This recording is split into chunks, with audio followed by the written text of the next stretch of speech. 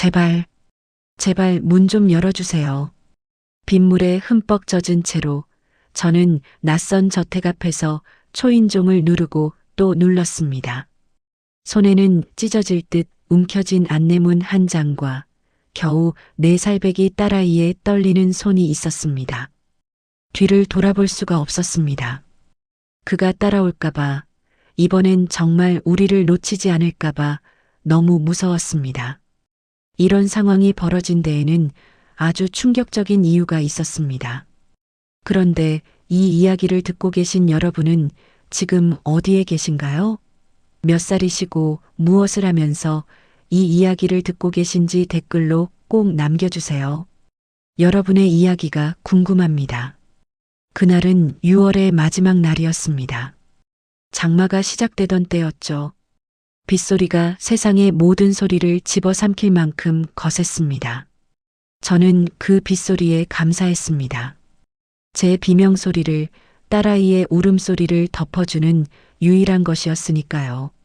남편의 주먹이 제 뺨을 강타했을 때 저는 더 이상 참을 수 없다는 걸 알았습니다. 이건 처음이 아니었습니다. 결혼 3년 차 딸 은서가 태어난 이후로 그의 폭력은 점점 더 심해졌습니다. 처음엔 물건을 던지는 정도였습니다. 그러다 벽을 주먹으로 치기 시작했고 결국 그 주먹이 제게로 향했습니다. 내가 애를 제대로 키우지 못해서 이 모양이야. 내가 밥을 제대로 못해서, 집안일을 제대로 못해서, 나한테 말대꾸를 해서. 이유는 매번 달랐지만 결과는 항상 같았습니다. 멍이 들고 피가 나고 그리고 다음 날 아침이면 저는 화장으로 그 흔적들을 가렸습니다. 사람들을 만나지 않았습니다. 친구도 가족도 모두 멀어졌습니다. 남편이 원한 게 바로 그거였을 겁니다. 저를 완전히 고립시키는 것. 그런데 그날 밤은 달랐습니다. 은서가 울었습니다. 배가 고팠던 모양이었습니다. 저는 서둘러 부엌으로 가려고 했지만 남편이 제 팔을 붙잡았습니다. 애가 울면 어떡해? 또 내가 일 못하게 만들려고 작정했어? 여보, 잠깐만요. 밥 좀 먹이고 올게요. 닥쳐. 그가 저를 밀쳤습니다. 저는 거실 한가운데 놓인 탁자에 부딪혔고 허리에 날카로운 통증이 퍼졌습니다. 은서의 울음소리가 더 커졌습니다. 아이는 방문 틈으로 이쪽을 보고 있었습니다. 그 작은 눈에 비친 공포를 저는 평생 잊지 못할 것 같습니다. 그때 깨달았습니다. 이대로 있으면 은서도 똑같이 자랄 거라는 걸. 폭력을 당연하게 여기는 아이로 혹은 폭력을 휘두르는 어른으로 자랄 거라는 걸. 저는 제 인생은 포기할 수 있었습니다. 하지만 은서의 인생만큼은 포기할 수 없었습니다. 남편이 화장실로 들어가는 소리가 들렸습니다. 저는 재빨리 일어났습니다. 온몸이 비명을 질렀지만 참았습니다. 은서의 방으로 달려가서 아이를 안아 올렸습니다. 엄마 아파? 은서가 제 뺨을 만졌습니다. 그 작은 손길에 눈물이 터져 나올 뻔했지만 꾹 참았습니다. 괜찮아, 우리 은서. 이제 괜찮을 거야. 엄마랑 잠깐 나가자. 어디가? 조용히 해야 돼. 알았지? 은서가 고개를 끄덕였습니다. 저는 아이를 안은 채로 현관으로 향했습니다. 신발도 제대로 신지 못했습니다. 핸드백 하나만 들고 문을 열었습니다. 그 순간 화장실 문이 열리는 소리가 들렸습니다. 야, 어딜 가? 저는 뛰었습니다. 계단을 내려가면서 발목을 삐끗했지만 멈추지 않았습니다. 아파트 현관을 빠져나가는 순간 등 뒤에서 남편의 고함 소리가 들렸습니다. 하지만 저는 돌아보지 않았습니다. 절대로. 빗줄기가 저를 덮쳤습니다. 6월의 장마비는 따뜻했지만 저는 온몸이 얼어붙는 것 같았습니다. 은서를 꼭 껴안고 무작정 걸었습니다. 어디로 가야 할지 몰랐습니다. 친정은 갈 수 없었습니다. 아버지가 돌아가신 후 어머니는 요양원에 계셨고 오빠는 해외에 있었습니다. 친구들에게 연락할 수도 없었습니다. 남편이 제 휴대폰을 다 검사했고 연락처를 하나씩 지워갔으니까요. 저는 그저 걸었습니다. 주택가 골목을 지나 큰 길로 나왔습니다. 차들이 빗물을 튕기며 지나갔습니다. 은서가 제 품에서 떨고 있었습니다. 엄마, 추워. 조금만 참아. 곧 따뜻한 데 갈 거야. 하지만 어디로요? 저는 답을 찾을 수 없었습니다. 통장은 남편이 다 관리했습니다. 제 명의의 카드도 하나 없었습니다. 핸드백에 든 현금이 전부였습니다. 10,000원짜리 2장. 절망이 몰려왔습니다. 이대로 비를 맞으며 걷다가 쓰러질까요? 은서는 어떻게 되는 거죠? 저는 한심한 엄마였습니다. 도망치기로 결심하면서 아무런 준비도 하지 못했으니까요. 그때였습니다. 전봇대에 붙은 안내문이 눈에 들어왔습니다. 빗물에 반쯤 젖어 있었지만 글씨는 선명했습니다. 저택 거주 보조인 모집, 즉시 입주 가능, 숙식 제공, 연락처 10-XXXX-XXXX. 저는 그 종이를 떼어냈습니다. 손이 떨렸습니다. 이게 진짜일까요? 사기는 아닐까요? 하지만 다른 선택지가 없었습니다. 근처 편의점으로 들어가서 점원에게 휴대폰을 빌렸습니다. 죄송한데요. 급한 전화 좀 해야 해서요. 꼭 부탁드립니다. 점원은 젖은 제 모습을 보더니 고개를 끄덕였습니다. 저는 떨리는 손으로 번호를 눌렀습니다. 신호음이 울렸습니다. 1번, 2번, 3번. 여보세요? 남자 목소리였습니다. 나이 든 목소리, 하지만 또렷했습니다. 저기. 안내문 보고 전화드렸습니다.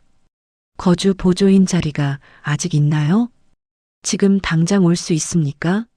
네. 지금 바로 갈 수 있습니다. 주소를 알려드리겠습니다. 30분 안에 오십시오. 늦으면 다른 분을 구할 겁니다. 주소를 받아 적었습니다. 편의점 점원에게 감사 인사를 하고 다시 빗속으로 나갔습니다. 택시를 잡았습니다. 마지막 남은 2만 원으로. 아저씨, 여기로 가주세요. 최대한 빨리요. 택시는 도심을 벗어나 외곽으로 향했습니다. 빗줄기는 더 거세졌습니다. 은서는 제 품에서 잠들어 있었습니다. 저는 아이의 젖은 머리카락을 쓸어 올렸습니다. 은서야, 엄마가 꼭 지켜줄게. 이제는 달라질 거야. 약 25분쯤 지났을 때 택시가 멈춰 섰습니다. 여기가 맞나요? 주변에 집이 없는데요. 저는 창밖을 봤습니다. 높은 담장이 보였습니다. 그리고 그 너머로 어둠 속에서도 거대한 실루엣이 드러났습니다. 저택이었습니다. 여기 맞습니다. 감사합니다. 택시비를 내고 내렸습니다. 이제 제 손에 남은 돈은 하나도 없었습니다. 정문 앞에 섰습니다. 철제 대문이었습니다. 인터폰이 보였습니다.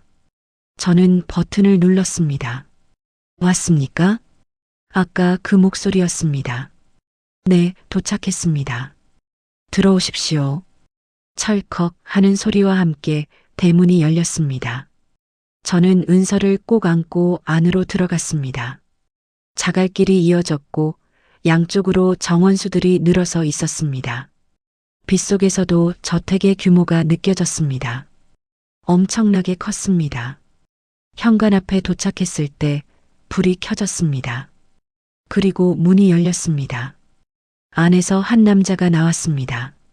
40 후반쯤 되어 보였습니다.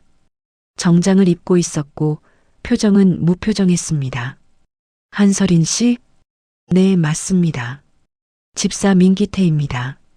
들어오십시오. 저는 안으로 들어갔습니다. 현관은 생각보다 어두웠습니다. 하지만 넓었습니다. 엄청나게 넓었습니다. 샹들리에가 희미하게 빛나고 있었습니다. 아이가 있다고는 말씀 안 하셨는데요. 집사의 목소리에 긴장이 퍼졌습니다. 죄송합니다. 하지만 은서는 절대 방해되지 않을 겁니다. 제가 잘 돌볼 수 있습니다. 제발 기회를 주세요. 집사는 잠시 저를 쳐다봤습니다. 그리고 은서를 봤습니다. 긴 침묵이 흘렀습니다. 주인님께 여쭤봐야겠습니다. 잠시 기다리십시오. 그는 계단 위로 올라갔습니다. 저는 현관에 서서 기다렸습니다. 온몸이 떨렸습니다. 빗물 때문인지 불안 때문인지 알 수 없었습니다. 은서가 제 품에서 꿈틀거렸습니다. 엄마, 쉿, 조용히 해야 돼. 몇 분이 지났을까요? 집사가 내려왔습니다. 주인님께서 허락하셨습니다. 하지만 조건이 있습니다. 무엇이든 하겠습니다. 첫째, 아이는 2층 이상으로 올라가면 안 됩니다. 둘째, 주인님의 사생활을 절대 침해하지 마십시오. 셋째, 묻지 마십시오. 이 집에 대해, 주인님에 대해 아무것도. 알겠습니까? 저는 고개를 끄덕였습니다. 네, 알겠습니다. 좋습니다. 따라오십시오. 집사는 복도 끝으로 저를 안내했습니다. 작은 방이었습니다. 하지만 깨끗했고 침대와 옷장, 작은 책상이 있었습니다. 여기가 당신과 아이의 방입니다. 내일 아침 6시에 일어나십시오. 할 일을 알려드리겠습니다. 감사합니다. 정말 감사합니다. 집사는 대답 없이 문을 닫았습니다. 저는 은서를 침대에 눕히고 젖은 옷을 벗겼습니다. 옷장을 열어보니 담요가 있었습니다. 은서를 담요로 감싸고 저도 옆에 누웠습니다. 어둠 속에서 천장을 바라봤습니다. 여기는 어떤 곳일까요? 주인은 누구일까요? 왜 이런 조건들을 내걸었을까요? 의문이 꼬리를 물었습니다. 하지만 지금은 중요하지 않았습니다. 저는 은서를 지킬 수 있는 곳을 찾았습니다. 일단은 안전했습니다. 빗소리가 창문을 두드렸습니다. 저는 눈을 감았습니다. 그리고 생각했습니다. 내일부터 어떤 일이 시작될지, 이 저택에는 어떤 비밀이 숨겨져 있는지. 하지만 그보다 먼저 저는 살아남아야 했습니다. 은서와 함께 새벽 6시 노크 소리에 눈을 떴습니다. 한서린 씨, 일어나셨습니까? 집사 민기태의 목소리였습니다. 저는 재빨리 일어나 문을 열었습니다.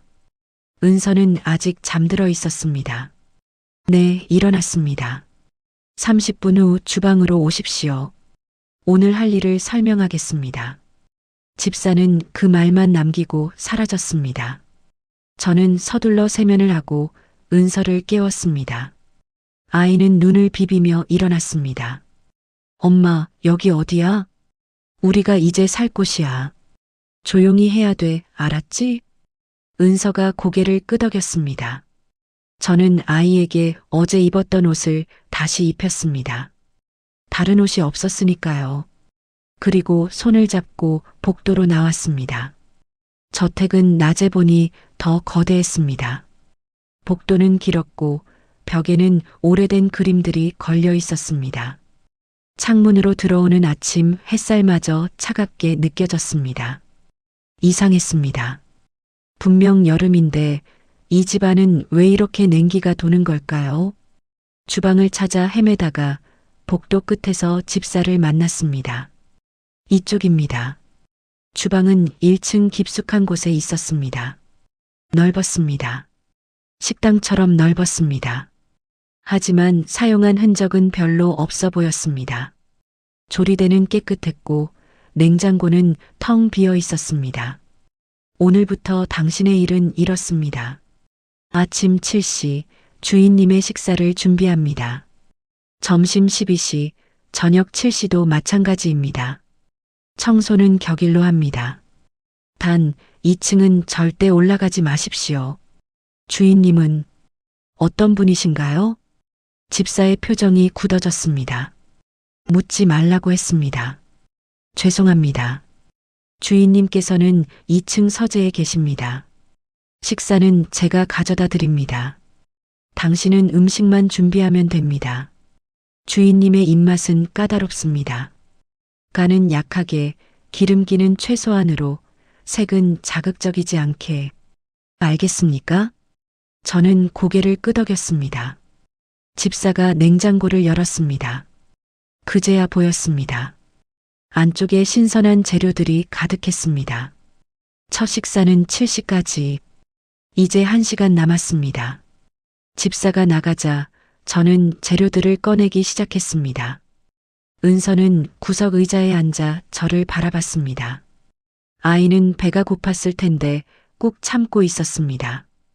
은서야, 조금만 기다려. 엄마가 밥 만들어줄게. 저는 서둘러 움직였습니다. 간단한 아침 식사를 만들기로 했습니다. 된장국, 나물무침, 계란말이. 제가 할 수 있는 가장 정갈한 음식들이었습니다. 손이 떨렸지만 집중했습니다. 실수하면 안 됐습니다. 여기서 쫓겨나면 갈 곳이 없었으니까요. 정확히 7시 집사가 들어왔습니다. 상을 보더니 아무 말 없이 들고 나갔습니다. 저는 그제야 은서에게 밥을 차려줬습니다. 아이는 허겁지겁 먹었습니다. 어제 저녁부터 굶었으니까요. 천천히 먹어, 은서야. 엄마도 먹어. 응, 엄마도 먹을게. 저는 아이 옆에 앉아서 국을 떠먹었습니다.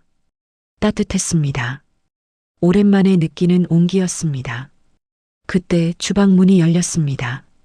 집사였습니다. 손에는 거의 그대로인 식판이 들려 있었습니다. 주인님께서 식사를 거부하셨습니다. 가슴이 철렁했습니다. 뭐가 문제였나요? 모르겠습니다. 다시 만드십시오. 다른 것으로. 집사는 식판을 놓고 나갔습니다. 저는 멍하니 서 있었습니다. 뭘 잘못한 걸까요? 간이 맞지 않았을까요? 아니면 색깔이 마음에 들지 않았을까요? 은서가 제 손을 잡았습니다. 엄마, 괜찮아? 응, 괜찮아. 엄마가 다시 만들게. 저는 다시 냉장고를 열었습니다. 이번에는 다르게 해야 했습니다. 죽을 쓰기로 했습니다. 담백한 흰죽에 작과 대추를 넣어서 색도 자극적이지 않고 소화도 잘 될 것 같았습니다. 1시간쯤 걸렸습니다. 집사에게 죽을 건넸습니다. 그는 또 아무 말 없이 가져갔습니다. 저는 주방 구석에 앉아서 기다렸습니다. 은서는 제 무릎에 기대어 졸고 있었습니다. 30분쯤 지났을까요? 집사가 돌아왔습니다. 이번에는 빈 그릇이었습니다. 다 드셨습니다. 안도의 한숨이 나왔습니다. 다행입니다. 하지만 주인님께서 한 가지 말씀하셨습니다. 아이 울음소리가 들리면 당장 나가라고. 등골이 서늘해졌습니다. 은서는 울지 않습니다. 제가 잘 달랠 수 있습니다. 그렇게 하십시오. 이제 청소를 시작하십시오. 1층만 하면 됩니다. 청소 도구는 복도 끝 창고에 있습니다. 집사가 나간 후 저는 은서를 깨웠습니다. 은서야, 엄마 일하는 동안 방에서 조용히 놀고 있을 수 있지? 응, 나 착하게 있을게. 아이를 방으로 데려가서 문을 닫았습니다. 그리고 청소를 시작했습니다. 거실, 복도, 식당, 주방. 넓었습니다. 끝없이 넓었습니다. 걸레질을 하다가 허리가 아파왔지만 참았습니다. 먼지를 털다가 재채기가 나올 뻔했지만 꾹 눌렀습니다. 그렇게 오전이 지나갔습니다. 점심 준비를 해야 할 시간이었습니다. 저는 다시 주방으로 갔습니다. 이번에는 뭘 만들어야 할까요? 집사가 말했던 조건들을 떠올렸습니다. 간은 약하게, 기름기는 최소한으로, 색은 자극적이지 않게. 나물 비빔밥을 만들기로 했습니다. 색색의 나물들을 준비하고 밥을 지었습니다. 고추장은 따로 작은 접시에 담았습니다. 원하시면 비벼 드실 수 있도록. 정확히 12시 집사가 가져갔습니다. 그리고 30분 후 반쯤 남은 밥이 돌아왔습니다. 맛이 없으셨나 봅니다. 집사의 말에 마음이 무거워졌습니다. 죄송합니다. 다음엔 더 잘하겠습니다. 저녁까지 시간이 있습니다. 아이와 함께 방에서 쉬십시오. 단 2층으로는 절대 올라가지 마십시오. 저는 방으로 돌아왔습니다. 은서는 침대에 누워 천장을 바라보고 있었습니다. 엄마, 심심해. 미안해, 은서야. 조금만 참자. 엄마가 빨리 일 끝내고 놀아줄게. 하지만 마음 한쪽이 무거웠습니다. 아이를 이렇게 가둬놓는 게 맞는 걸까요? 은서는 이제 겨우 4살인데 뛰어놀고 웃어야 할 나이인데 오후 내내 저는 방에서 은서와 시간을 보냈습니다. 그러다 창밖을 봤습니다. 정원이 보였습니다. 넓은 정원에 나무들이 늘어서 있었습니다. 그리고 그 너머로 2층 창문이 보였습니다. 커튼이 쳐져 있었지만 희미하게 사람의 그림자가 보였습니다. 주인이었습니다. 분명히 그 사람은 움직이지 않았습니다. 그저 창가에 서 있는 것 같았습니다. 무얼 보고 계실까요? 무슨 생각을 하고 계실까요? 저녁 준비 시간이 다가왔습니다. 저는 주방으로 갔습니다. 이번에는 실패할 수 없었습니다. 3번이나 거부당하면 쫓겨날 것 같았습니다. 생선구이를 만들기로 했습니다. 담백한 생선에 소금만 약간 뿌려서 그리고 시금치나물과 두부조림을 곁들였습니다. 최대한 정갈하게, 최대한 깔끔하게 담았습니다. 7시 집사가 가져갔습니다. 저는 주방에 남아서 설거지를 했습니다. 기다리는 시간이 길게 느껴졌습니다. 그런데 갑자기 위층에서 소리가 들렸습니다. 쿵! 무언가 바닥에 떨어지는 소리였습니다. 그리고 이어서 집사의 다급한 목소리가 들렸습니다. 주인님, 괜찮으십니까? 저는 잠시 멈칫했습니다. 올라가야 할까요? 아니면 가만히 있어야 할까요? 하지만 2층은 올라가지 말라고 했습니다. 절대로. 그때 은서의 울음소리가 들렸습니다. 방에서였습니다. 저는 급히 뛰어갔습니다. 은서는 침대에서 떨어진 모양이었습니다. 무릎이 까져 있었습니다. 으앙, 엄마. 쉿, 은서야, 울면 안 돼. 조용히 해야 돼. 하지만 아이는 멈추지 않았습니다. 아팠으니까요. 4살배기 아이에게 아픔을 참으라는 건 무리였습니다. 저는 아이를 꼭 안았습니다. 입을 막고 싶었지만 그럴 수 없었습니다. 대신 최대한 달래려 했습니다. 괜찮아, 괜찮아. 엄마가 약 발라줄게. 금방 안 아플 거야. 그 순간 방문이 열렸습니다. 집사였습니다. 표정이 차가웠습니다. 나가십시오. 네. 아이 울음소리 때문에 주인님께서 극도로 불안정해지셨습니다. 당장 나가십시오. 머리가 하얘졌습니다. 잠깐만요, 제발요. 은서가 다쳐서 그런 거예요. 금방 괜찮아질 거예요. 제발 한 번만 봐주세요. 안 됩니다. 나가십시오. 집사의 목소리는 단호했습니다. 저는 은서를 안고 일어섰습니다. 갈 곳이 없었습니다. 하지만 어쩔 수 없었습니다. 이미 규칙을 어긴 거니까요. 복도로 나오려는데 계단 위에서 목소리가 들렸습니다. 기다리세요. 여자 목소리였습니다. 차갑고 떨리는 목소리였습니다. 저는 올려다봤습니다. 계단 위에 한 여자가 서 있었습니다. 60대 중반쯤 되어 보였습니다. 긴 머리에 창백한 얼굴, 그리고 텅 빈 눈동자를 가진 여자였습니다. 주인이었습니다. 정여현. 주인님, 방으로 돌아가십시오. 집사가 다급히 말했지만 여현은 천천히 계단을 내려왔습니다. 저를 향해, 은서를 향해. 은서는 울음을 멈췄습니다. 낯선 사람이 무서웠던 모양입니다. 여연은 제 앞까지 와서 멈췄습니다. 그리고 은서를 봤습니다. 긴 시간 동안 네, 아이가 물을 원하는 것 같습니다. 여연의 목소리는 떨리고 있었습니다. 저는 은서를 봤습니다. 아이는 눈물범벅이 된 얼굴로 여연을 올려다보고 있었습니다. 물 주세요. 은서가 작은 목소리로 말했습니다. 여연의 얼굴이 일그러졌습니다. 고통스러운 표정이었습니다. 무언가 기억이 떠오른 것 같았습니다. 주인님, 괜찮으십니까?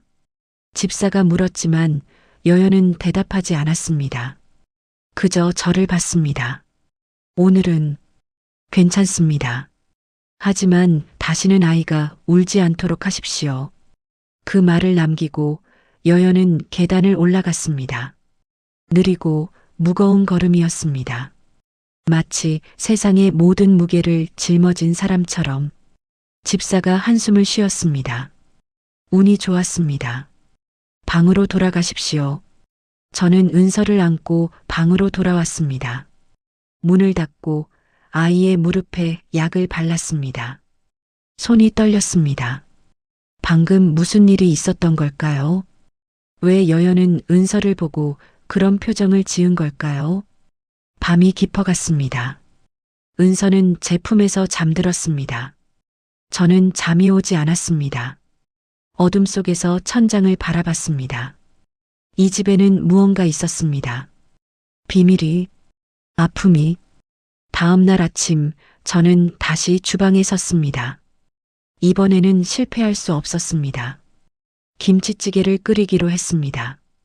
간은 최대한 약하게, 고춧가루도 조금만 넣어서. 하지만 김치의 깊은 맛은 살리려고 애썼습니다. 집사가 가져갔습니다. 그리고 이번에는 빈 그릇이 돌아왔습니다. 다 드셨습니다. 주인님께서 만족하셨습니다. 집사의 말에 저는 안도했습니다. 그런데 집사가 덧붙였습니다. 그리고 묻는다고 하셨습니다. 이 맛이 어디서 배운 것이냐고. 가슴이 두근거렸습니다. 그냥 제가 원래 하던 방식이에요. 특별한 건 없습니다. 집사는 고개를 끄덕이고 나갔습니다. 하지만 저는 불안했습니다. 왜 여연은 그런 걸 물어본 걸까요? 김치찌개가 뭐가 특별한 걸까요? 그날 저녁 저는 또 김치찌개를 끓였습니다. 여연이 좋아하신 것 같아서요. 그리고 계란찜도 함께 만들었습니다. 부드럽고 따뜻한. 집사가 가져갔습니다. 1시간쯤 지났을까요? 집사가 다시 왔습니다. 주인님께서 부르십니다. 네. 2층 서재로 오라고 하십니다. 등골이 서늘해졌습니다. 2층은 올라가지 말라고 했는데 이제 올라오라고 하십니다. 저는 떨리는 발걸음으로 집사를 따라갔습니다. 계단을 올랐습니다. 처음 올라가는 2층이었습니다. 복도는 1층보다 더 어두웠습니다. 그림도 없었고 창문도 모두 커튼이 쳐져 있었습니다. 집사가 한방 앞에서 멈췄습니다. 들어가십시오. 문을 열었습니다. 서재였습니다. 책들로 가득 찬 방이었습니다. 그리고 창가에 여연이 서 있었습니다. 등을 보이고 앉으십시오. 저는 조심스럽게 의자에 앉았습니다. 여연은 한참 동안 창밖을 보고 있었습니다. 그리고 천천히 돌아섰습니다. 낮에 본 것보다 얼굴이 더 창백했습니다. 당신이 만든 음식은 익숙합니다. 감사합니다. 아니, 그런 뜻이 아닙니다. 너무 익숙해서 불편합니다. 저는 아무 말도 하지 못했습니다. 누구에게 배웠습니까? 어머니에게 배웠습니다. 어머니는 어떤 분이셨습니까? 평범한 분이셨어요. 요양원에 계십니다. 여연은 고개를 끄덕였습니다. 그리고 다시 창밖을 봤습니다. 나가도 됩니다. 저는 일어났습니다. 문을 나서려는데 여연의 목소리가 들렸습니다. 내일부터 당신이 만든 음식만 먹겠습니다. 다른 사람 손은 필요 없습니다. 알겠습니다. 방을 나왔습니다. 복도를 걸어 내려오면서 생각했습니다. 여연은 왜 제 음식에서 익숙함을 느낀 걸까요? 왜 그게 불편하다고 한 걸까요? 그날 밤 저는 은서를 재우고 잠자리에 들었습니다. 하지만 잠이 오지 않았습니다. 이 집에는 비밀이 너무 많았습니다. 그리고 저는 그 비밀의 일부가 되어가고 있었습니다. 원하든 원하지 않든 저택에서의 일주일이 지났습니다. 매일 아침 6시에 일어나 식사를 준비하고 청소를 하고 다시 식사를 준비했습니다. 여현은 여전히 2층에만 머물렀고 저와 직접 마주치는 일은 거의 없었습니다. 집사 민기태를 통해서만 소통했습니다. 그런데 묘하게도 제가 만든 음식은 항상 깨끗이 비워져 돌아왔습니다. 은서는 조금씩 이곳에 적응해 가고 있었습니다. 아이는 방 안에서 조용히 놀았고 제가 일할 때는 그림을 그리거나 혼자 중얼거리며 시간을 보냈습니다. 가끔 미안한 마음이 들었습니다. 4살짜리가 이렇게 조용히 지내야 한다는 게. 어느 날 오후 집사가 저를 불렀습니다. 오늘부터 2층 복도 청소도 맡아주십시오. 단 서재와 주인님의 침실은 제외입니다. 절대 그 방들은 열지 마십시오. 알겠습니다. 처음으로 2층 전체를 둘러볼 기회였습니다. 저는 청소 도구를 들고 계단을 올랐습니다. 복도는 길었습니다. 1층보다 훨씬 더 길었습니다. 양쪽으로 문들이 늘어서 있었고 모두 닫혀 있었습니다. 복도 끝부터 청소를 시작했습니다. 걸레로 바닥을 닦고 먼지를 털었습니다. 그런데 문 하나가 살짝 열려 있었습니다. 집사가 말한 방들이 아니었습니다. 다른 방이었습니다. 들어가면 안 될 것 같았습니다. 하지만 호기심이 생겼습니다. 저는 주변을 살폈습니다. 아무도 없었습니다. 조심스럽게 문을 밀었습니다. 방 안은 어두웠습니다. 커튼이 쳐져 있어서 빛이 거의 들어오지 않았습니다. 저는 불을 켰습니다. 그리고 숨이 멎었습니다. 아이 방이었습니다. 작은 침대가 있었고 벽에는 동화책 그림들이 붙어 있었습니다. 장난감들이 선반에 가지런히 놓여 있었고 옷장 문은 반쯤 열려 있었습니다. 하지만 모든 것이 먼지로 뒤덮여 있었습니다. 오랫동안 아무도 사용하지 않은 방이었습니다. 저는 천천히 방 안을 걸었습니다. 침대 위에 인형이 하나 놓여 있었습니다. 토끼 인형이었습니다. 저는 그것을 집어들었습니다. 부드러웠습니다. 그리고 목 부분에 이름표가 달려 있었습니다. 아람, 아람. 누구의 이름일까요? 여연의 아이였을까요? 그렇다면 지금 그 아이는 어디 있는 걸까요? 옷장을 열었습니다. 작은 옷들이 걸려 있었습니다.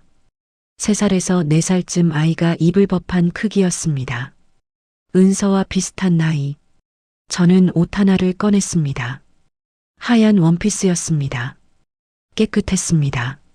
한 번도 입지 않은 것 같았습니다. 그 순간 옷 안쪽에서 뭔가 떨어졌습니다. 작은 천 조각이었습니다. 저는 그것을 주워들었습니다. 그리고 심장이 멎는 것 같았습니다.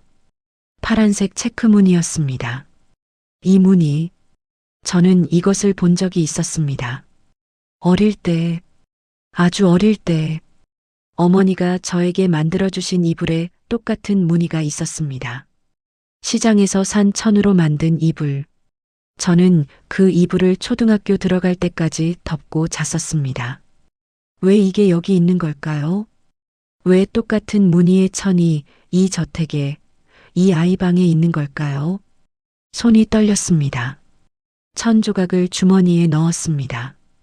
그리고 옷장을 닫으려는데 뒤에서 목소리가 들렸습니다. 거기서 뭐 하십니까? 저는 깜짝 놀라 돌아섰습니다. 한 남자가 문간에 서 있었습니다. 50대쯤 되어 보이는 남자였습니다. 집사 민기태와는 다른 사람이었습니다.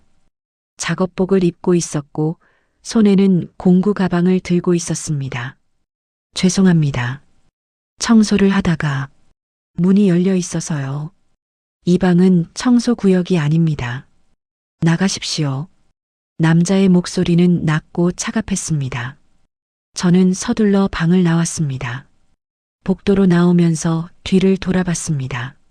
남자는 방문을 닫고 자물쇠로 잠그고 있었습니다. 당신이 새로 온 사람이군요. 한설인 씨. 네, 맞습니다.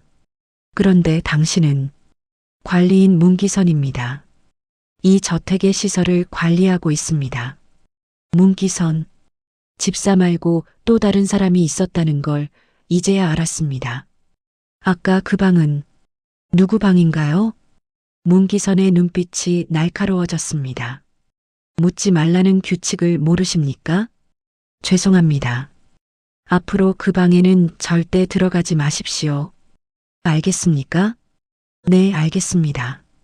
문기선은 그 말만 남기고 복도 끝으로 사라졌습니다. 저는 그 자리에 서서 한동안 멍하니 있었습니다. 주머니 속 천조각이 손에 느껴졌습니다.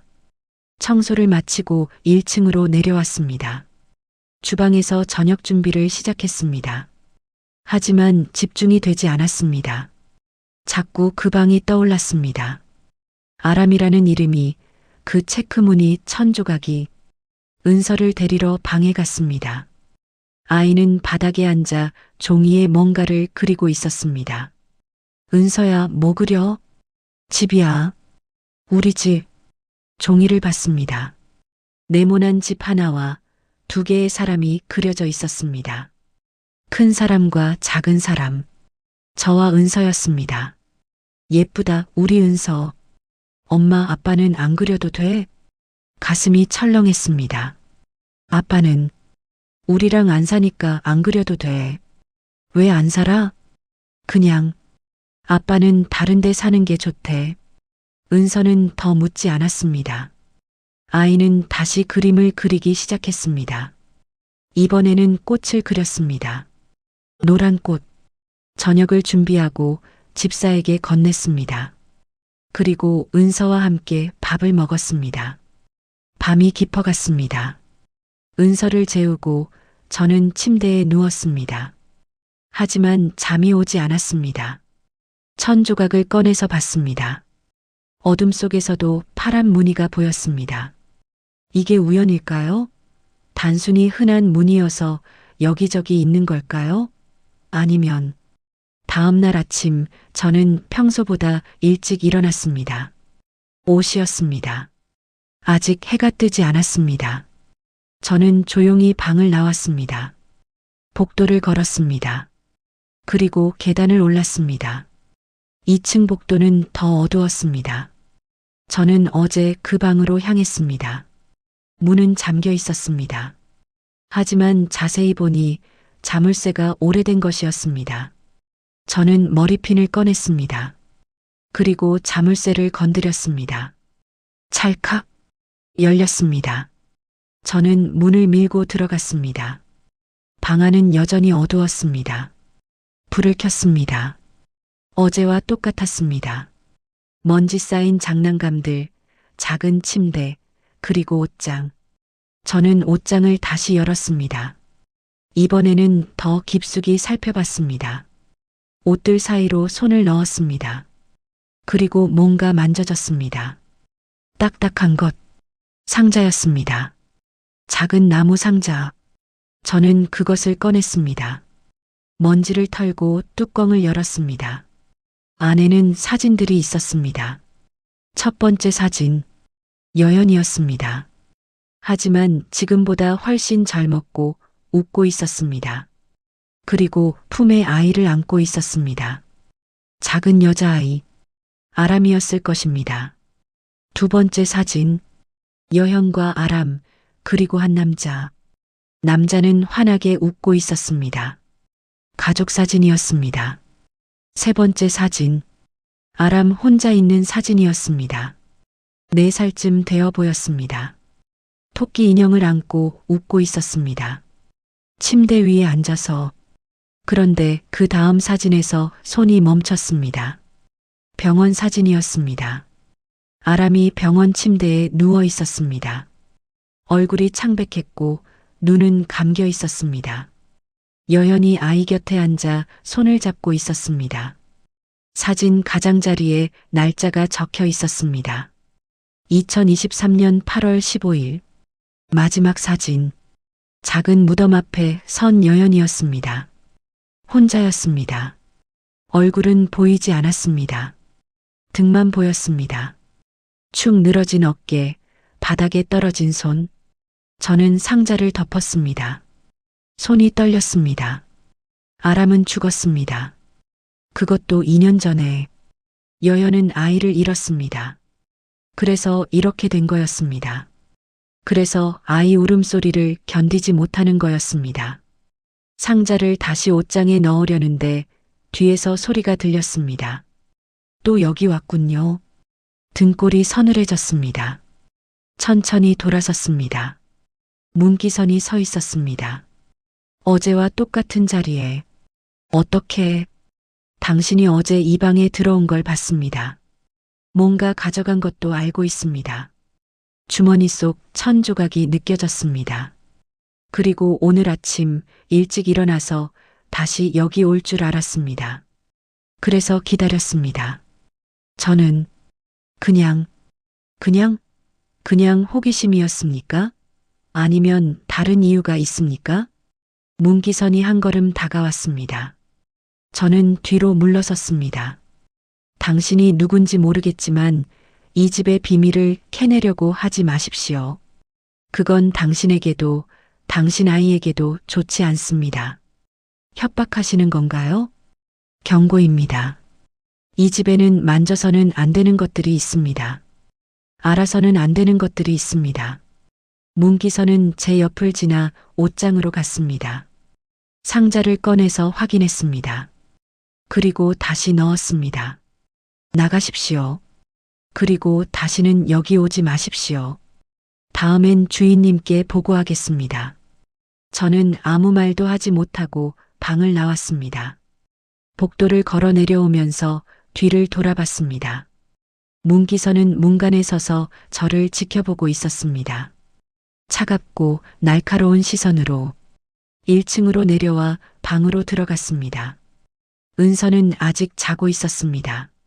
저는 침대 가장자리에 앉았습니다. 손이 떨렸습니다. 1000조각을 꺼냈습니다. 이게 대체 뭘까요? 왜 제가 어릴 때 본 것과 똑같은 무늬가 여기 있는 걸까요? 그날부터 문기선은 자주 나타났습니다. 청소를 할 때도, 식사 준비를 할 때도, 은서와 산책을 할 때도 어디선가 나타나서 저를 지켜봤습니다. 말을 걸지는 않았습니다. 그저 지켜만 봤습니다. 하지만 그게 더 무서웠습니다.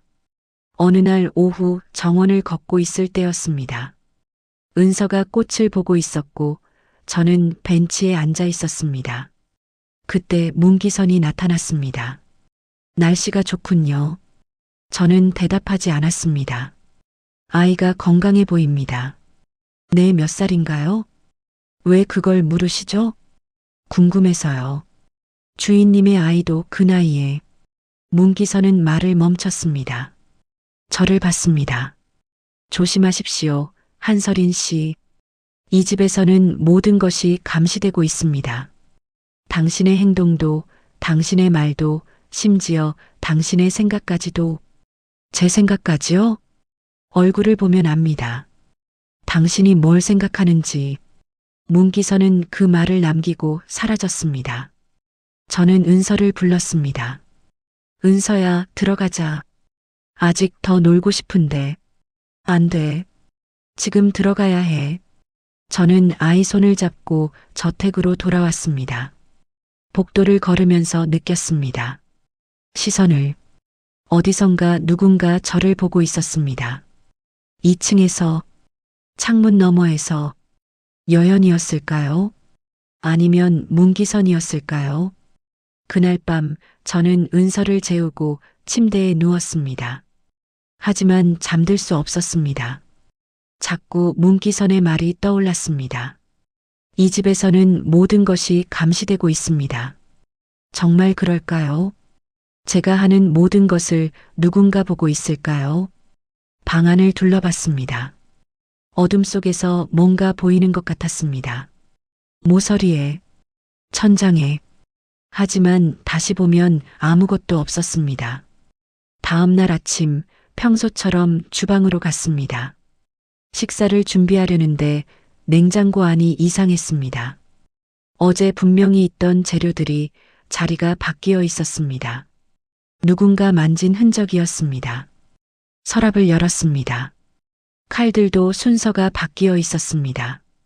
저는 항상 큰 것부터 작은 것 순서로 정리했는데 지금은 뒤섞여 있었습니다. 누군가 제가 없는 동안 이곳에 왔었습니다. 식사를 준비하고 집사에게 건넸습니다. 그리고 방으로 돌아왔습니다. 은서가 놀고 있었습니다. 하지만 뭔가 이상했습니다. 은서의 인형이 평소와 다른 자리에 있었습니다. 은서야, 아까 누가 방에 왔었어? 응, 아저씨가 왔어.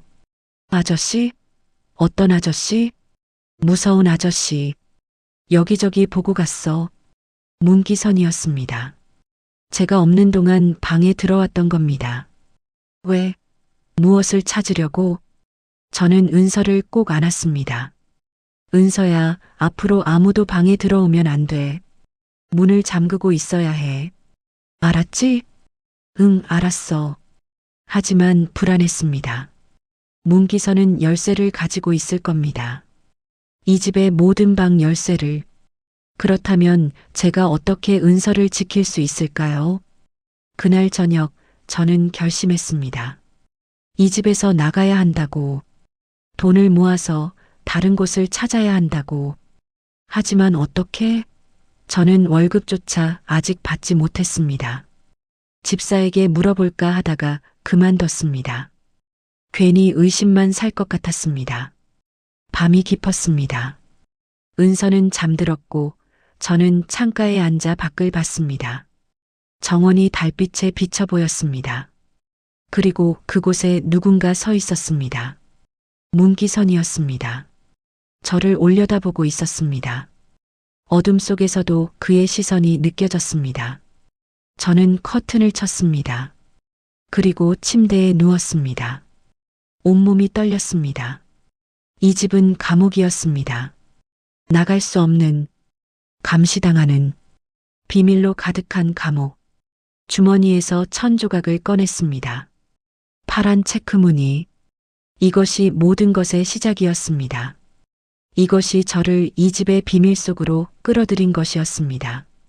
저는 1000조각을 꼭 쥐었습니다. 그리고 생각했습니다. 제가 누구인지, 왜 여기 온 것인지, 그리고 이 집이 제게 무엇을 원하는지 답을 찾아야 했습니다. 은서를 지키기 위해서라도. 보름이 지났습니다. 저는 매일 같은 일과를 반복했습니다. 아침 식사, 청소, 점심 식사, 또 청소, 저녁 식사. 여현은 여전히 2층에만 머물렀고 문기선은 여전히 저를 감시했습니다. 집사 민기태만이 유일하게 정상적으로 대화를 나누는 사람이었습니다. 은서는 점점 말이 없어졌습니다. 방 안에만 갇혀 지내니 당연한 일이었습니다. 가끔 아이가 창밖을 바라보는 모습을 보면 가슴이 찢어지는 것 같았습니다. 엄마, 언제 밖에 나갈 수 있어? 곧 나갈 수 있을 거야. 하지만 거짓말이었습니다. 저는 여전히 한 푼도 모으지 못했고 나갈 방법도 없었습니다. 어느 날 밤 이상한 일이 벌어졌습니다. 새벽 2시쯤이었습니다. 갑자기 문을 두드리는 소리에 잠에서 깼습니다. 세차게 급하게 두드리는 소리였습니다.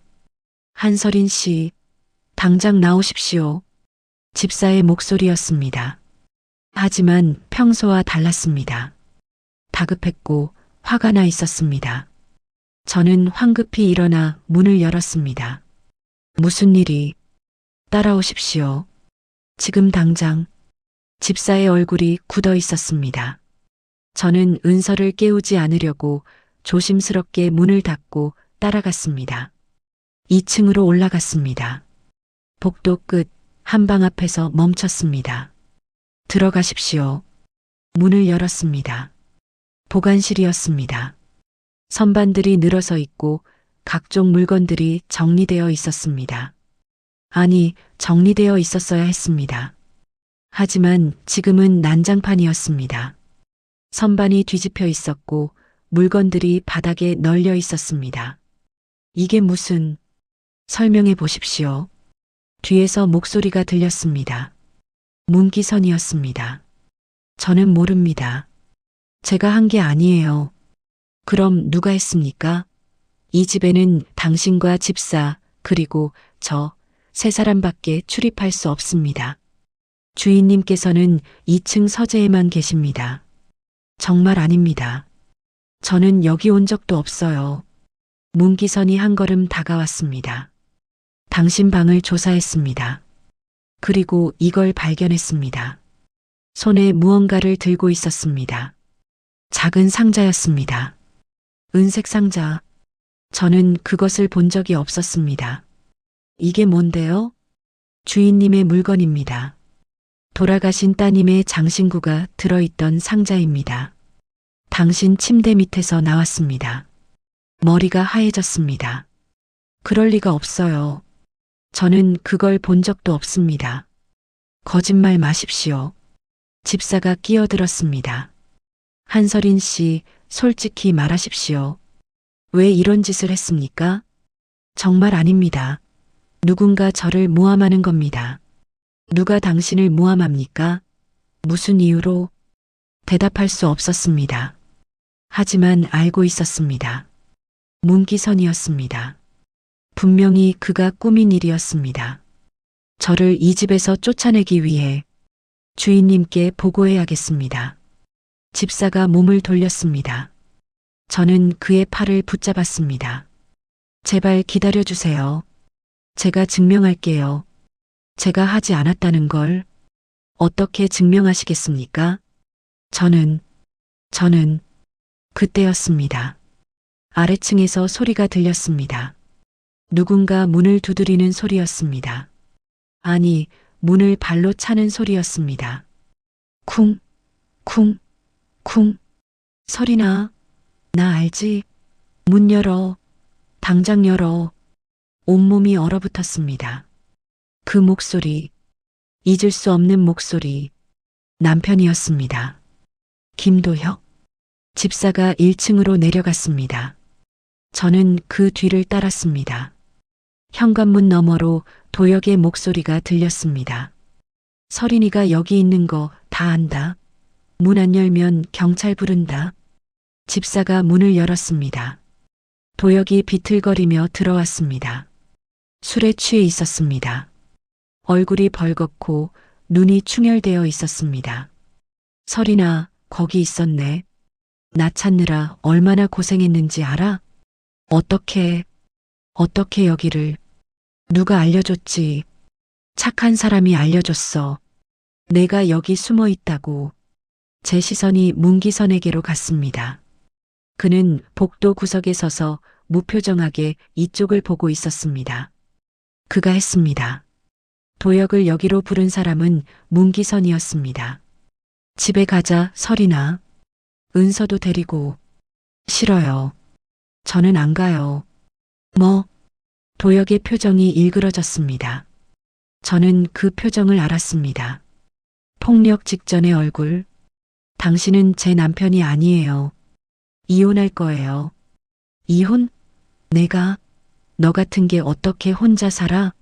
돈도 없고 학벌도 없고 아무것도 없는 주제에. 도혁이 한 걸음 다가왔습니다. 저는 뒤로 물러섰습니다. 손님, 나가주십시오. 여긴 사유지입니다. 집사가 말했지만 도혁은 듣지 않았습니다. 서린아, 마지막으로 말한다. 나랑 집에 가. 안 그러면 안 그러면 뭐? 또 때릴 거예요? 또 은서 앞에서 저를 짓밟을 거예요?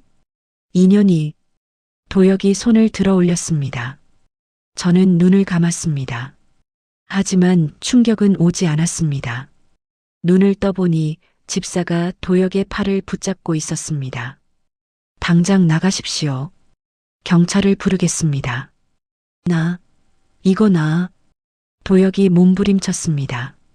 집사를 밀쳤습니다. 그 순간 거실 탁자가 넘어졌습니다. 꽃병이 깨졌습니다. 유리 조각들이 사방으로 튀었습니다. 엄마. 2층에서 은서의 목소리가 들렸습니다. 아이가 깨어난 겁니다. 저는 계단으로 뛰어갔습니다. 하지만 도혁이 제 팔을 붙잡았습니다. 어딜 가? 은서는 내 딸이야. 내가 데려갈 거야. 나요. 은서한테 손대지 마. 발버둥 치는 와중에 도혁이 제 옷을 잡아당겼습니다. 옷이 찢어졌습니다. 어깨 부분이 그리고 드러났습니다. 상처였습니다. 제 왼쪽 어깨에 있는 오래된 화상 자국이었습니다. 어릴 때 뜨거운 물에 데어 생긴 상처, 손바닥만 한 크기의 진한 붉은색 흔적. 순간 모든 것이 멈췄습니다. 계단 위에서 소리가 들렸습니다. 누군가 숨을 들이켰습니다. 저는 올려다봤습니다. 여연이 서 있었습니다. 그리고 그 옆에 처음 보는 남자가 있었습니다. 60대쯤 되어 보이는 품이 있는 차림의 남자였습니다. 여연의 얼굴이 새하얗게 질렸습니다. 손이 떨리고 있었습니다. 입술이 파르르 떨렸습니다. 그건 여연이 계단을 내려왔습니다. 천천히 한 걸음씩 저를 향해, 제 어깨의 상처를 향해, 그리고 무릎을 꿇었습니다. 제 앞에서 설이나. 여연의 목소리가 떨렸습니다. 내 딸, 설이나. 세상이 멈췄습니다. 뭐라고 하신 거예요? 내 어깨의 상처. 그건 3살 때 생긴 거야. 내가 실수로, 내가 뜨거운 물을. 여연이 울기 시작했습니다. 소리내어 울었습니다. 미안해. 엄마가 잘못했어. 엄마가 너를 지키지 못했어. 제 옆에 남자, 그 품이 있는 남자가 계단을 내려왔습니다. 저를 가까이서 봤습니다. 그리고 그의 눈에서도 눈물이 흘러내렸습니다. 설인이, 정말 설인이구나. 우리 손녀. 남자가 고개를 끄덕였습니다. 나는 정도훈이다. 내 외할아버지. 그리고 여기 있는 사람은 내 엄마 정여연이야. 머리가 터질 것 같았습니다. 무슨 말씀을. 25년 전 너는 이 집에서 태어났어. 하지만 너를 노린 사람들 때문에 너를 숨겨야 했지. 안전한 곳에. 그래서 내 친구인 한씨 부부에게 너를 맡겼어. 한설인이라는 이름으로. 정도훈이 제 손을 잡았습니다. 하지만 찾지 못했어. 한씨 부부가 이사를 가버렸고 연락이 끊겼거든. 우리는 25년 동안 너를 찾았어. 내가 살아있는지도 몰랐어. 그럼 제가 진짜로 정설인이야. 정도훈 회장의 외손녀이자 정여연의 친딸이야. 모든 것이 연결되었습니다. 파란 체크무늬 천. 제가 어릴 때 본 그 천은 이 집에서 온 것이었습니다. 제 친엄마가 만들어준 것이었습니다. 그때 도혁이 비웃었습니다. 웃기고 있네. 재벌가 딸이라고? 설인이가? 나가라. 정도훈의 목소리가 차갑게 변했습니다. 지금 당장 나가지 않으면 법적 조치를 취하겠다. 폭행, 가정폭력, 불법 침입. 원하는 걸 골라라. 도혁의 얼굴이 굳었습니다. 집사가 그의 팔을 잡았습니다. 나가십시오. 도혁은 끌려나갔습니다. 문이 닫혔습니다. 그리고 정적이 흘렀습니다. 여연이 저를 안았습니다. 떨리는 팔으로 미안해. 정말 미안해. 엄마가 너를 보호하지 못해서 저는 아무 말도 할 수 없었습니다. 그저 멍하니 서 있었습니다. 엄마, 2층에서 은서의 목소리가 들렸습니다. 저는 정신을 차렸습니다. 계단으로 뛰어 올라가 은서를 안았습니다. 괜찮아, 은서야. 다 괜찮아. 무서웠어. 이제 안 무서워. 아빠는 다시 안 와. 은서를 안고 내려왔습니다. 여현과 정도훈이 은서를 봤습니다. 이 아이가 증손녀로군. 정도훈의 목소리가 부드러워졌습니다. 안녕, 은서야. 나는 내 고조할아버지란다. 은서는 어리둥절한 표정으로 저를 봤습니다. 저도 어리둥절했습니다. 모든 것이 너무 갑자기 일어났습니다. 그때 복도 구석에서 문기선이 움직였습니다. 조용히 나가려는 것이었습니다. 하지만 정도훈이 그를 불렀습니다. 문기선. 문기선이 멈췄습니다. 당신이 한 일을 다 알고 있네. 서린을 모함하고 그 남자를 여기로 부른 것. 회장님, 저는 해고야. 당장 짐 싸서 나가게. 문기선의 얼굴이 일그러졌습니다. 회장님, 제가 이 집을 위해서 한 일입니다. 저 여자가 수상해서 수상한 건 자네였네. 나가게. 문기선은 더 이상 말하지 않았습니다. 고개를 숙이고 복도로 사라졌습니다. 저는 여전히 꿈을 꾸는 것 같았습니다. 이 모든 것이 현실이 아닌 것 같았습니다. 설이나, 여연이 제 손을 잡았습니다. 할 얘기가 많아. 너에 대해서, 아람에 대해서, 이 집에 대해서 천천히 다 얘기해 줄게. 하지만 지금은 여연이 울었습니다. 그저 울었습니다. 25년 만에 찾은 딸 앞에서 저도 울었습니다. 왜 우는지 몰랐지만 눈물이 멈추지 않았습니다. 은서가 제 뺨을 닦아줬습니다. 엄마, 울지 마. 응, 안 울게. 이제 안 울어. 긴 밤이었습니다. 그리고 모든 것이 바뀐 밤이었습니다. 그날 밤은 길었습니다. 거실에 모두 모였습니다.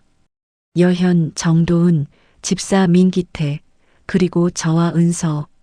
정도훈은 천천히 조심스럽게 이야기를 시작했습니다. 설이나, 내가 태어났을 때 우리는 너무 행복했어.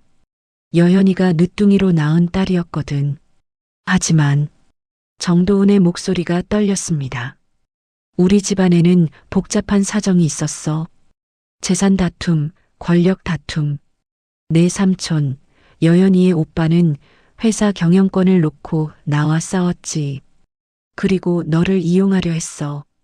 어린 내가 다칠까봐 우리는 너를 숨기기로 했어. 여연이 이어받았습니다. 한씨 부부는 아버지의 오랜 친구였어. 아이가 없어서 입양을 원했고 우리는 그분들을 믿었어. 너를 안전하게 키워줄 거라고. 하지만 여연의 눈에서 눈물이 흘렀습니다. 3년 후 그분들이 갑자기 이사를 갔어. 연락도 없이.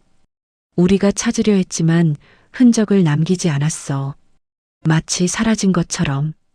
우리는 25년 동안 너를 찾았어. 사설 탐정도 고용하고 입양 기록도 뒤지고. 하지만 찾을 수 없었어. 저는 고개를 저었습니다. 한씨 부부. 저를 키워주신 분들은 좋은 사람들이었어요. 가난했지만 저를 사랑해 주셨어요. 아버지는 10년 전에 돌아가셨고 어머니는 지금 요양원에 계세요. 그분들한테는 잘못이 없어. 정도훈이 말했습니다. 그분들도 우리처럼 너를 지키려고 했던 거야. 내 동생이 너를 찾으려 했다는 걸 알았을 거야. 그래서 숨은 거지. 너를 보호하기 위해서. 모든 것이 이해되기 시작했습니다. 왜 양부모님이 가끔 불안해하셨는지, 왜 자주 이사를 다녔는지, 왜 친척도 없이 조용히 사셨는지. 아람은, 제가 물었습니다. 아람은 제 동생이었나요? 여연이 고개를 저었습니다. 아니야. 아람은 너를 잃고 너무 힘들어서 나는 입양을 했어. 내 자리를 채우려고. 하지만 그건 실수였어. 아람이는 아람이었지. 너의 대체품이 될 수 없었어. 여연의 목소리가 떨렸습니다. 아람이는 백혈병이었어. 4살 때 발병했지. 우리는 최선을 다했지만 2년 전에 떠났어. 그 후로 나는 살 수가 없었어. 너도 잃고 아람이도 잃고. 여연이 제 손을 꼭 잡았습니다. 그런데 내가 왔어. 빗속에서 마치 기적처럼. 처음엔 몰랐어. 하지만 내가 만든 음식을 먹으면서 느꼈어. 이상하게 익숙하다고. 마치 내가 예전에 만들던 맛이라고. 그리고 어제 내 어깨의 상처를 보고 확신했어. 그건 내가 만든 상처니까. 너를 목욕시키다가 실수로 뜨거운 물을 쏟아서 내가 평생 후회하며 살았던 실수. 저는 제 어깨를 만졌습니다. 오래된 상처를, 평생 숨기고 살았던 흉터를. 그게 저를 여기로 인도한 증거였습니다. 하지만 어떻게 확실히 아세요? 어깨 상처만으로. 정도훈이 말했습니다. 내일 DNA 검사를 하자.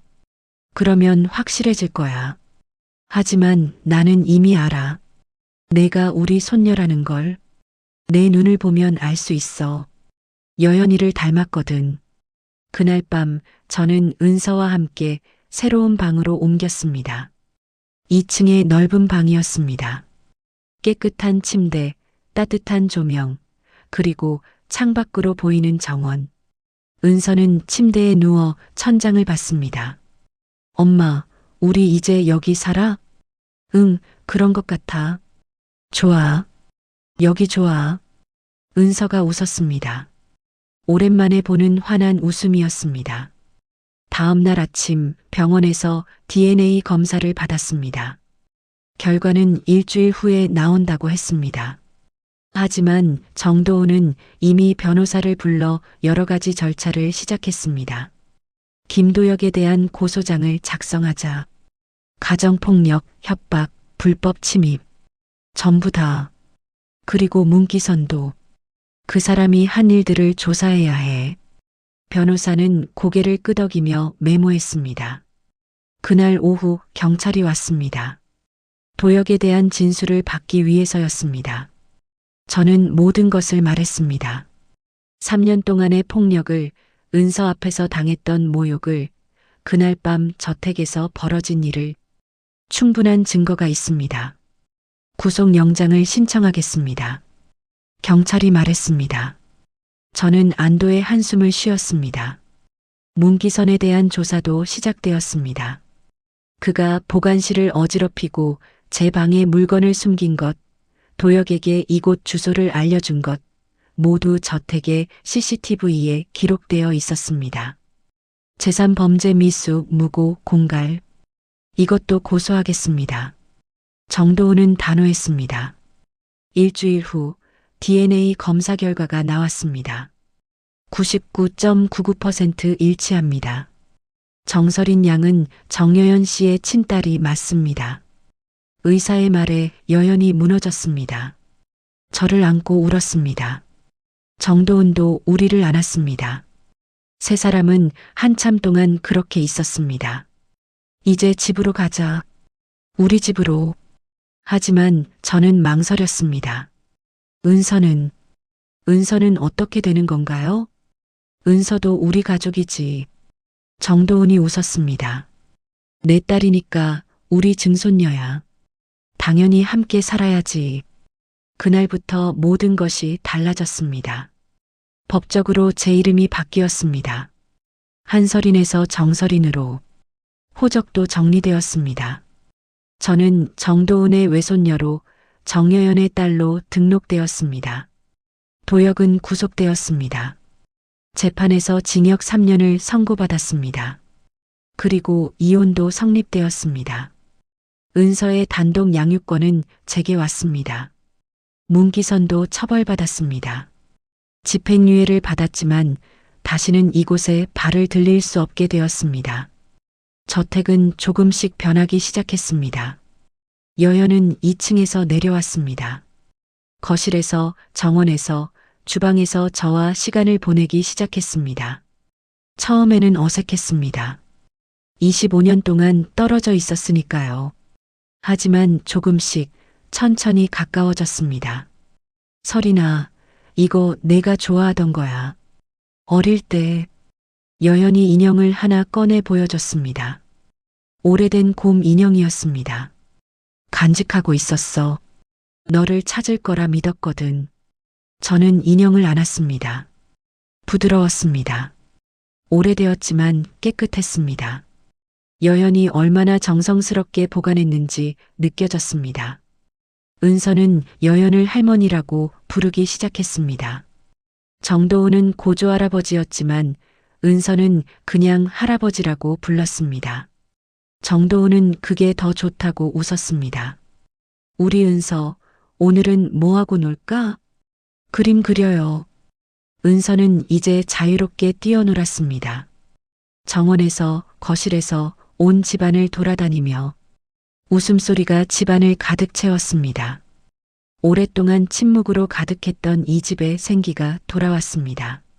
계절이 바뀌었습니다. 여름이 지나고 가을이 왔습니다. 정원의 나무들이 붉게 물들었습니다. 은서는 낙엽을 모으며 놀았고 여연은 그 모습을 벤치에 앉아 지켜봤습니다. 행복해? 여연이 물었습니다. 네, 엄마. 엄마라고 불러줘서 고마워. 자격이 없는데도 그런 말씀하지 마세요. 엄마는 저를 지키려고 하신 거잖아요. 여연이 제 손을 잡았습니다. 설이나, 너는 이제 뭘 하고 싶어? 공부를 더 하고 싶어? 아니면 일을 하고 싶어? 저는 생각했습니다. 무엇을 하고 싶을까요? 그동안 생존하는 데만 급급했지 제 꿈에 대해 생각해 본 적이 없었습니다. 저는 다른 사람들을 돕고 싶어요. 다른 사람들? 저 같은 사람들이요. 폭력에 시달리는 사람들, 갈 곳 없는 사람들, 그런 분들을 도울 수 있는 일을 하고 싶어요. 여연이 웃었습니다. 좋은 생각이야. 아버지께 말씀드려보자. 재단을 하나 만들 수 있을 거야. 겨울이 왔습니다. 정도우는 약속을 지켰습니다. 설인 복지재단이 설립되었습니다. 가정폭력 피해자들을 위한 쉼터, 법률 지원, 심리 상담, 제가 필요했던 모든 것들을 제공하는 재단이었습니다. 저는 재단의 이사로 일하기 시작했습니다. 처음에는 어려웠습니다. 경험도 없고 배운 것도 부족했으니까요. 하지만 여연과 정도훈이 도와줬습니다. 전문가들을 고용하고 저를 교육시켰습니다. 천천히 배우면 돼. 시간은 많아. 여연의 말처럼 저는 천천히 배웠습니다. 그리고 조금씩 성장했습니다. 겨울이 지나고 봄이 왔습니다. 정원에 꽃들이 피어났습니다. 은서는 5살이 되었고 유치원에 다니기 시작했습니다. 아이는 친구들을 사귀고 매일 웃으며 집에 돌아왔습니다. 엄마, 오늘 그림 그렸어. 선생님이 칭찬했어. 우리 은서 잘했네. 저는 아이를 안아 올렸습니다. 은서는 웃었습니다. 맑고 밝은 웃음이었습니다. 더 이상 두려움이 없는 웃음이었습니다. 어느 날 오후 저는 요양원을 찾았습니다. 양어머니, 한씨 부인을 만나러. 어머니, 방문을 열자 어머니가 휠체어에 앉아 창밖을 보고 계셨습니다. 제 목소리에 천천히 고개를 돌리셨습니다. 설이나, 어머니, 저예요. 저는 다가가 무릎을 꿇었습니다. 어머니의 손을 잡았습니다. 어머니, 모든 걸 알았어요. 제가 누구인지, 왜 저를 키우셨는지. 어머니의 눈에서 눈물이 흘렀습니다. 미안하다, 설이나. 말 못해서. 괜찮아요. 어머니는 저를 지켜주신 거예요. 평생 저를 사랑해 주셨잖아요. 행복하니? 네, 행복해요. 은서도 잘 지내고 있어요. 어머니 덕분이에요. 어머니가 웃었습니다. 주름진 얼굴에 따뜻한 미소가 번졌습니다. 다행이다. 정말 다행이다. 저는 어머니와 오래 이야기했습니다. 옛날 이야기를, 행복했던 기억들을 떠나면서 약속했습니다. 자주 오겠다고, 은서도 데려오겠다고. 1년이 지났습니다. 저택은 이제 완전히 달라졌습니다. 웃음소리가 가득했고 따뜻함이 넘쳤습니다. 여연은 예전의 활기를 되찾았습니다. 머리를 자르고 밝은색 옷을 입기 시작했습니다. 설이나, 오늘 재단 방문 어땠어? 좋았어요, 엄마. 새로운 분들이 쉼터에 오셨는데 제가 도움을 드릴 수 있었어요. 자랑스러워. 내가 그렇게 강한 사람으로 자라줘서. 저는 강한 사람이 아니었습니다. 단지 살아남으려고 발버둥 쳤을 뿐이었습니다. 하지만 이제는 알았습니다. 그 발버둥이 저를 여기까지 데려왔다는 것을. 은서는 무럭무럭 자랐습니다. 키도 크고 말도 많아졌습니다. 매일 밤 저는 아이에게 책을 읽어줬습니다. 엄마, 우리 공주님처럼 행복하게 살 거야? 응, 그보다 더 행복하게 살 거야. 진짜? 진짜? 약속해. 은서가 새끼손가락을 내밀었습니다. 저는 아이의 작은 손가락과 제 손가락을 걸었습니다. 어느 봄날 저는 정원에 앉아 있었습니다. 햇살이 따뜻했습니다. 꽃들이 바람에 흔들렸습니다. 은서는 나비를 쫓아 뛰어다니고 있었고 여연은 벤치에서 책을 읽고 있었습니다. 정도우는 산책을 나갔습니다. 저는 제 어깨를 만졌습니다. 오래된 상처를. 하지만 이제 그것은 부끄러운 흔적이 아니었습니다. 저를 여기로, 이 가족에게로 인도한 증거였습니다. 모든 상처는 의미가 있었습니다. 모든 고통에는 이유가 있었습니다. 저는 그것들을 견뎌냈고 여기까지 왔습니다. 엄마, 이리 와봐.